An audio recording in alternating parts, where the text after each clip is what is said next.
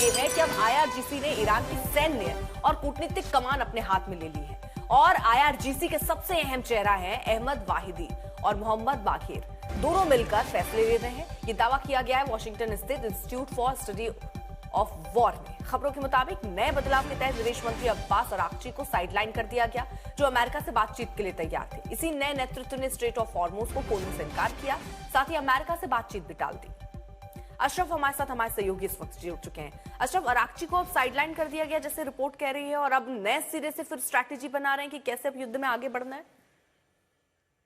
दरअसल अर्पिता, अगर देखें तो अराक्ची का उतना ज्यादा रोल इसमें नहीं था। अराक्ची फॉरेन मिनिस्टर हैं और बातचीत कर रहे थे, लेकिन वहां पर ईरान का हमने शुरू से देखा है कि वहां पर हमेशा से जो है एक रणनीति जो है वो बिल्कुल अलग रहती है, इस तरह से कि वहां पर अलग अलग सिस्टम्स, खासतौर से अगर पूरी सरकार की कमान की बात करें तो आईआरजीसी जो है वही वहां के सब फैसले लेता है। ये सुप्रीम लीडर के तहत जो है वहां का एलीट फोर्स आता है और कहीं ना कहीं इसमें सुप्रीम लीडर यानी मुज्तबा खामनेई की मोहर जो है वो मानी जाती है। तो जाहिर है कि जिस अंदाज से पिछले कई दिनों के दौरान हमने देखा कि ईरान ने स्पष्ट किया जब तक अमेरिका का ब्लॉकेड नहीं हटता है और तब तक जो है वो स्टेट ऑफ हार्मुज को बंद रखेंगे। अगर हम अभी भी कवायद देखें तो डोनाल्ड ट्रंप जो कि अमेरिकी राष्ट्रपति है, उन पर सबसे बड़ा दबाव यही है कि स्टेट ऑफ हार्मुज किस तरह से खुले, क्योंकि इससे पूरा विश्व में जो है एनर्जी क्राइसिस के साथ साथ क्रूड ऑयल के दाम भी जो है काफी ज्यादा हो गए हैं।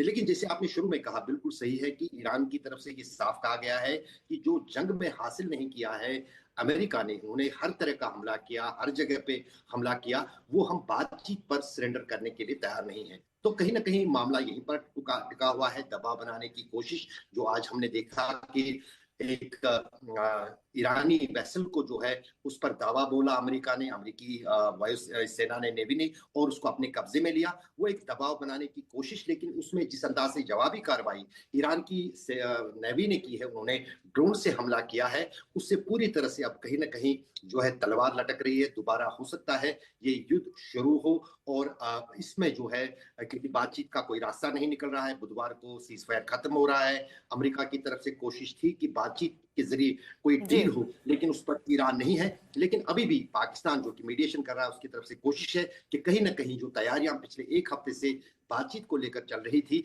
उस पर जो है बादल न मंडराए, वहां पर कोई बातचीत हो, लेकिन मुश्किल लगता है।